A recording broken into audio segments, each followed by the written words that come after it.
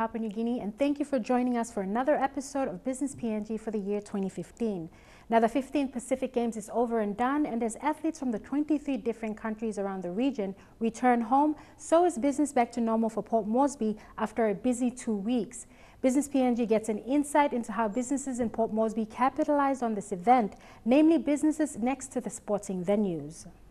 With the 2 long weeks of the 15th Pacific Games held here in the nation's capital, Port Moresby, finally at an end, the daily routine of residents here in Port Moresby have gone back to the normal routines, and so has business houses, both small and large.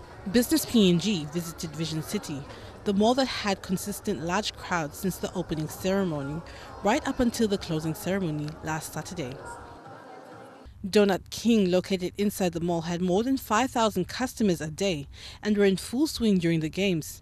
With live telecasting of the opening ceremony and closing ceremony and live feeds of the games, Donut King took advantage of the opportunity and had their television switched to MTV all throughout the games. At 2015 Pacific Games, we have our store is Donut King, and we have many of customers, maybe 5,000 customers coming here in and out, and we are really busy of doing our customer service. We are running here and there.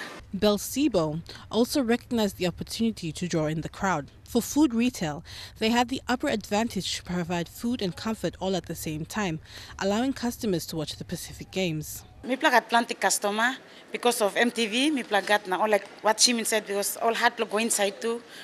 Ticket line long platumas na had to send tickets, so all come inside through the restaurant now order room kaike na all what's through the MTV. Then time me making also after the play blogol me got some all Pacific Islanders all come inside like Tahiti's.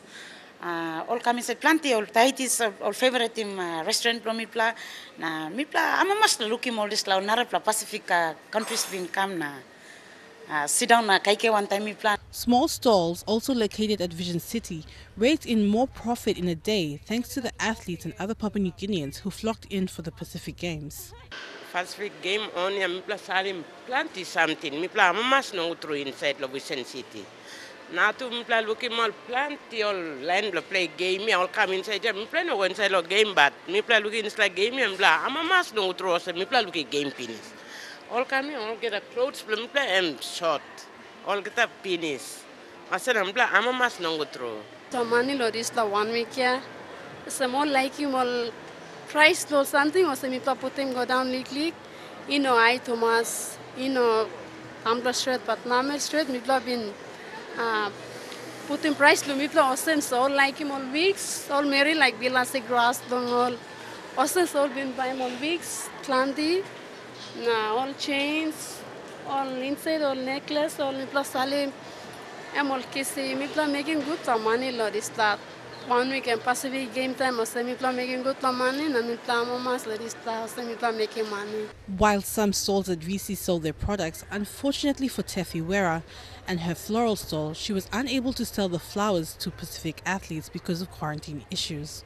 Yeah, it was really good and we sell some of our stock here.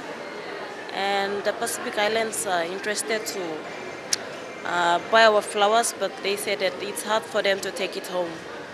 So yeah, you had to get home. So they didn't buy anything, but they just come and take a shot.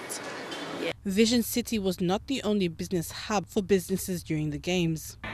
Women in Business Bank also held their second Women in Business Expo at the Constitutional Park, where women from all over PNG flew in to showcase their products and hoped to sell their products to the visitors. Business PNG interviewed a number of women entrepreneurs to get their opinion on why they weren't able to generate profit during the Pacific Games. Mipla come, Mipla no got one plus something, Mipla salim, Mipla buying balloons, long money, Mipla. Mipla pay mixes, na Mipla carry more something he come. As all Mipla no got customers, only no buy one plus something. But for the Solomon Women in Business Association that traveled all the way from Solomon Islands, the story was quite different. They managed to sell all their products they had brought in from 100 ladies back in the Solomon Islands. When we got this invitation, we called our women and we asked them to gather the products that they make. And so they come with all these variety. Our women are comprised of different sectors, some in the handicrafts, some in the jewelries, some with floral, some with sewing. So we collect a few products from them and we bring them together. So we are representing a group of more than 100 women back in the Solomons. This business boom was a direct result of the Pacific Games, showing the economic benefits of a large-scale event. Events and festivals have been used with great success in many such areas as a means to draw in people to regions that traditionally have a seasonal tourist appeal. This was the case for Port Moresby during these past 2 weeks. Coming up on the show, the OBG Corner with Marco Venditti.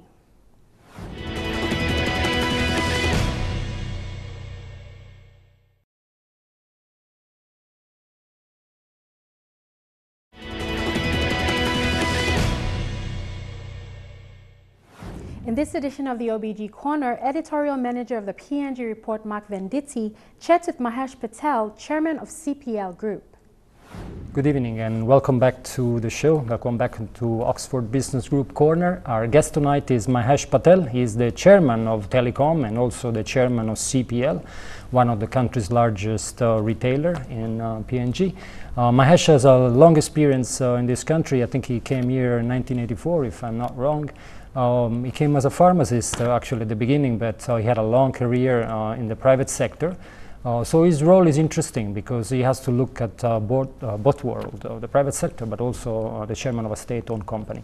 So Mahesh, just as an introduction, everybody, there is a sort of a metropolitan legend about you that you came in Papua New Guinea with only 15 Australian dollars. I don't know if that is true, but if that is true, it's quite an achievement. After 31 years, you are the helm of two of the most important companies in this country.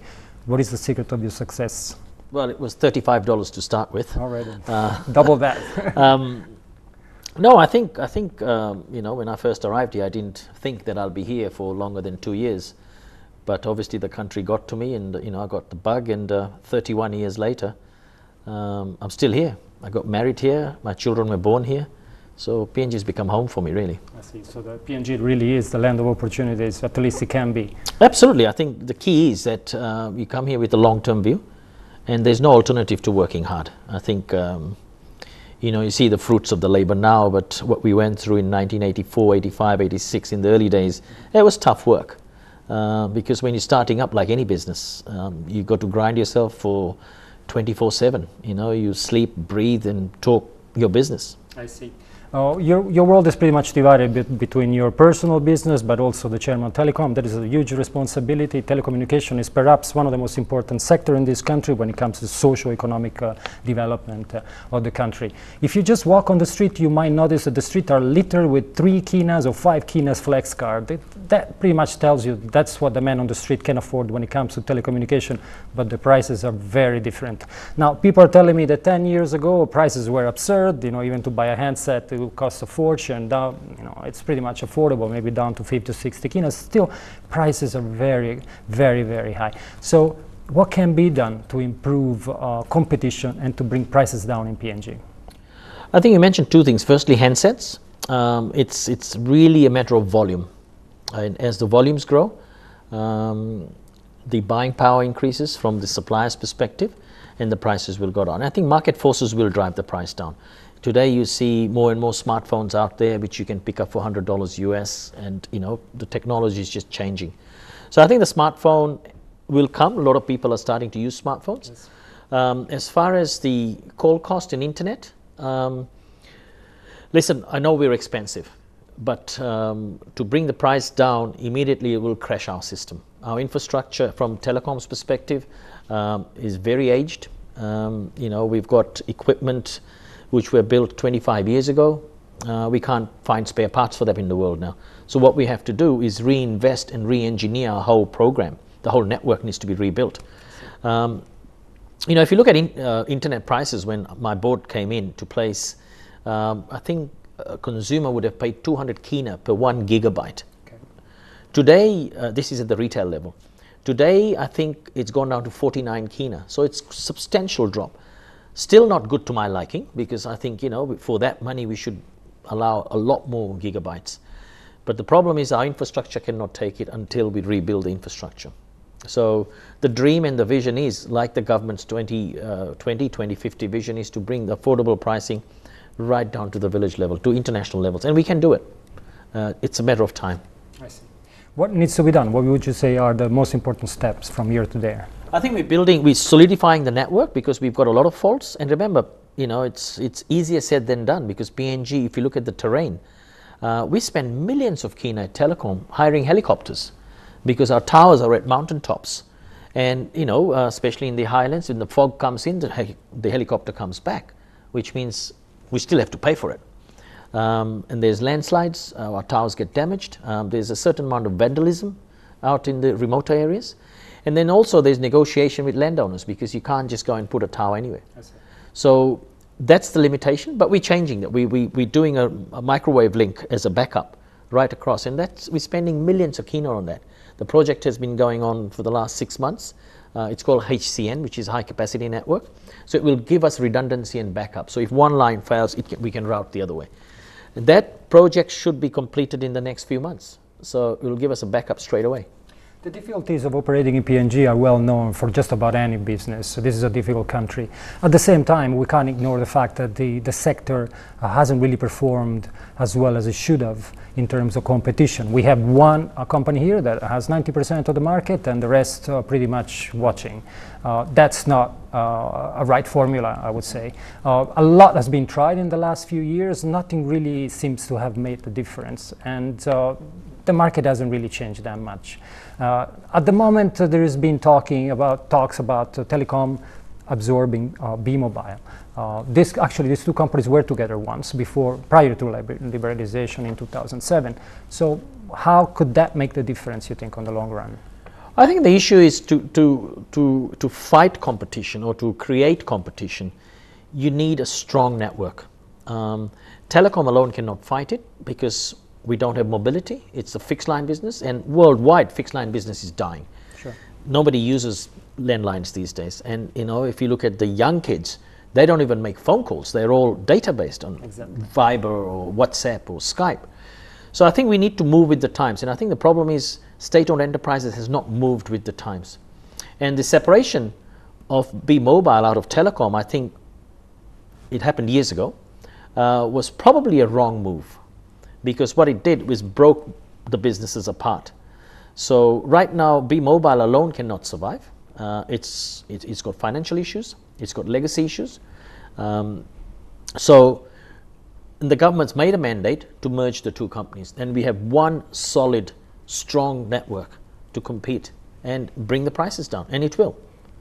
But the government also made a mandate for the transmission assets of Telecom to go into a new company called Dataco.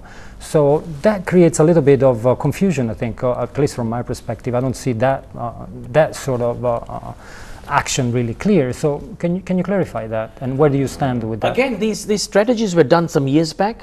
And what happened is actions were not taken. And probably on hindsight, rightly so, because we're reassessing the whole strategy now. And if you look what's happened internationally, people have separated those assets, but on the same token, we brought it back. So it doesn't need to be a structural separation as such.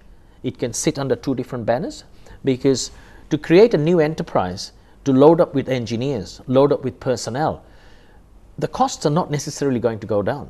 What we need is an efficient network. So I think, again, we are reassessing the whole, and the government has actually put a slowdown on that.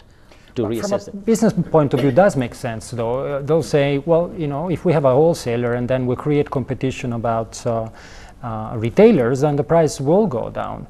Even though there is not really a sort of a date, a deadline sort of set for that kind of action. And there is a little bit of uncertainty in the market when it comes to that, what exactly is going to happen. Well, it's fairly regulated. I mean, you got NICTA, and, you know, the whole point is this wholesaler is not in it to make huge amounts of profits. It is to provide service to multiple people. Right. So I think you can create competition. It's happened in Australia, it's happened in the UK, you know. In New Zealand, Telecom has done the same thing. What it will do is create efficiency. competition will still exist, because at the moment what happens is Telecom as a wholesaler, if we drop our wholesale price down, we have to force the ISP providers to drop their retail price down. So, you know, it's not really at the wholesale level, it's the retail level. And what's happened is last time we dropped the wholesale price down, we had 3 or 4 new ISP pop up. So in already created competition. Okay. It gives opportunities, because prior to that what was happening, the pricing of the wholesale was tiered according, you buy more, you get cheaper, Sure. which disadvantaged the small players. So what we've done now is absolutely flatten the price. You buy X amount or X plus Y, the price is the same. So it's a level playing field. And it's a self-correcting mechanism.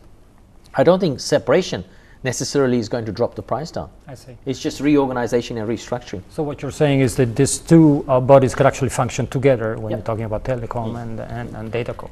So this is your proposal to the government, essentially. Well, that's what I'd like to see. I mean, there's a lot of schools of thought out there. My suggestion would be, well, hang on, okay, that was a policy, but technology is changing so quickly. The dynamics of the market's changing so quickly.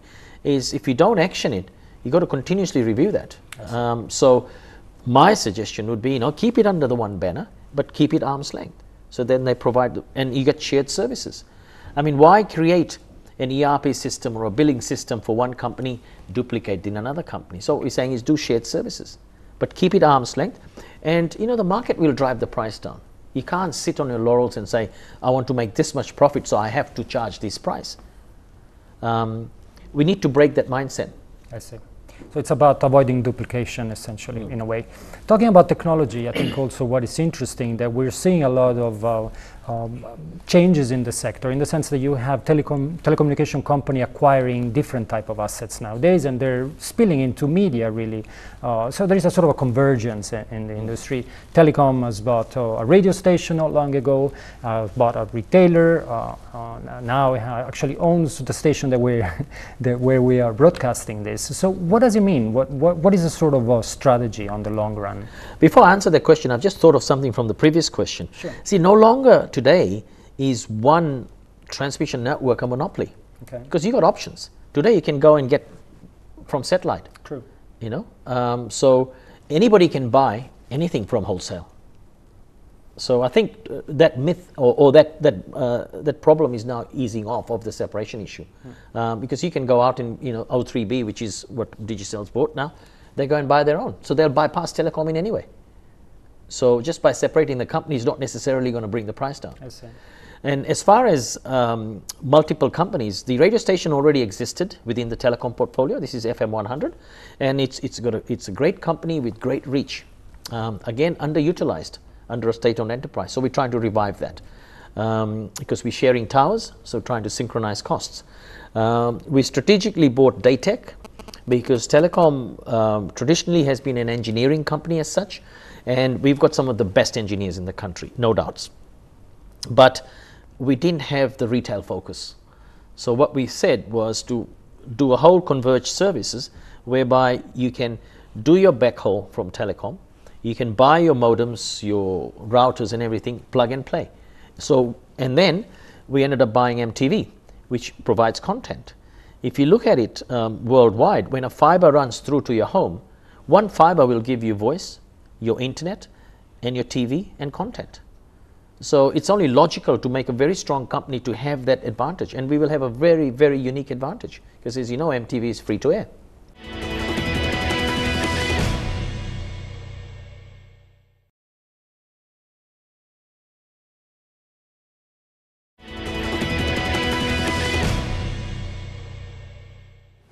Talking about free to air, there's a big discussion going out there about the NRL. I know games. I know that you were in Australia just recently. Yesterday you came back. In fact, there's a bit of there's an issue here. You're saying the free to air should have the rights to show a game that several million people could watch, whereas it goes in the hands of a private sector, the number will probably drop dramatically. What do you think is the right balance right there? What should be done? I've got a conflict of interest because, you know, sure, we've got as much interest, as you can say. because we've got interest in MTV, but right. It's not all about commercial. There's a moral obligation. I think what I mentioned was a lot of people are coming to us to say, why can't we see the Hunters game on MTV? But we're saying, well, you know, a commercial company has secured the rights. So what happens is, instead of 3 or 4 million people watching the Hunters, the moment, I think at most 20 or 30,000 people would watch it. So I think it's more of a legislative thing that there needs to be, if it's a community service obligation, or a national interest, which rugby league in this country is. Yes. We need to give access, you know, to as many people as we like. At the moment, I mean, you'll see in the newspapers with letters to the editors, people are saying we can't watch the Hunters game. People write to us. If I'm on the street, people say, why is MTV not showing it? Thinking that we don't want to show it, but we just don't have the rights. It's been given to a commercial company, and it's secured, and it's exclusive. And what are the people back in Australia saying about this? I think they're very mindful. I think they are going to relook at this because, you know, not many people watch rugby league games on a phone. I mean, it's a myth. You know, firstly, Papua New Guinea has not got true 4G. Bandwidth is expensive, and I'd rather watch and sit it on a big TV than watch it on my mobile phone. Absolutely. So I think to sort of say that, you know, a mobile company has got exclusive rights, and with the pay TV, you got to go out and buy a set-top box. So a person in the village is forced to go and buy a set-top box to watch the national game, and I think that's not fair morally. Especially for PNG, Yep. when you consider 80% of the people live in remote areas. Affordability is difficult. Sure. You got your camera there. You can talk to them. Can you actually say that very soon they will be seeing it back in MTV, free to air? Or can you promise that to the Well, with the viewers? Hunters we can't, because the deal is done, unfortunately, unless the government or the authorities intervene in some sort. But it's a commercial deal, so I don't think you can break that. But with MTV, we're assuring that for the next few years, free to air will survive, even though MTV will go into digital, will go into pay TV with additional channels and stuff. Free to air must exist. I mean, we got to keep thinking right down to the village level, a child or a father or mother with aspirations. And, you know, rugby league, talking to NRL, is not only about sports, it's about lifestyle. And they've got a brilliant schools program here. It's all about responsibility, care, to be a good human being, to play that sport. I see. Talking about that, the sort of technological revolution has also reached PNG. Today we're broadcasting from an analog system, but soon I think the government is looking at 2017, possibly, the migration into digital. Do you think this is realistic? Is going to happen? And how is going to change broadcasting in PNG, considering that nowadays, pretty much that's the beauty of it. Anybody with a small antenna in a remote area can pick up the signal, can pick up the conversation that we're having today. I think that's the advantage MTV has got. I think analog, I mean, the world's going through digital, so it is got to happen. But I think we should not rush to it, because ultimately you've got to remember our people out in the remote areas. So analog will still have a place, at least till you're saying 2017, I'm saying probably till 2020. Okay. But MTV, as a recent investor in the company now, will definitely launch into digital in due course. They have to provide multiple channels, to do exclusive programs. So I think it could exist side by side for a number of years. I see. I wanted to ask you something also about international cables. There is a proposal in what is called the Melanesian cable, basically to connect PNG through Vanuatu to Solomon, and then eventually down to Australia. There are different schools of thoughts about that. Some people think that that's really unnecessary when you have an existing cable going to Sydney right now. Perhaps needs upgrading. And others saying, well, it will cost more actually to fix that, and it's better build a new one, going to our neighbors in Melanesia, and then from there connect down to Australia. What's your point of view on that? How could that actually change the game when it comes to telecommunication in this country? Oh, it will completely change the game. Your internet prices, if done right, will absolutely be smashed. But the current cable is very old, it's end of life. I mean, it's a big risk. When we came on board, we identified that as the single biggest risk, that if it collapses, it could actually cut off quite a bit of communication. So it needs to be replaced. There's two schools of thoughts again, is firstly to completely replace that, go straight down to Sydney, which can give you 1,000 times the capacity. I mean, unthinkable. The country won't need it for another 10, 15 years, but it will give you that speed and the bandwidth. The other thought process is the Melanesian cable, which is, you know, from here to Honiara, to Vanuatu, to Fiji, and then hooking up to the main line. Sure. Southern Cross. Southern Cross, yes. You know, I'm not an expert, but from a layman's perspective, it just doesn't make sense if you had 4 breakpoints. I see it risky. But again, there's a lot of review being done and there's technical expertise, but somebody's got to make the decision very quickly because it is a high risk to the country and it needs to be done. I mean, there's been proposals sitting well beyond my time for replacement of this cable. I see. Do you find the process sometimes frustrating in PNG? I mean, you're from the private sector, you like to get things done, and when you're in the public sector, unfortunately, it doesn't work always that way. If it was my company, I would have got it done 6 months ago. You know, there's some sort of a lethargy and stuff, which is improving. You know, the government's very mindful of that, and I think our minister and the NEC are very mindful that, you know, they need to set the boards right with commercial people and the right expertise, and I think it's happening.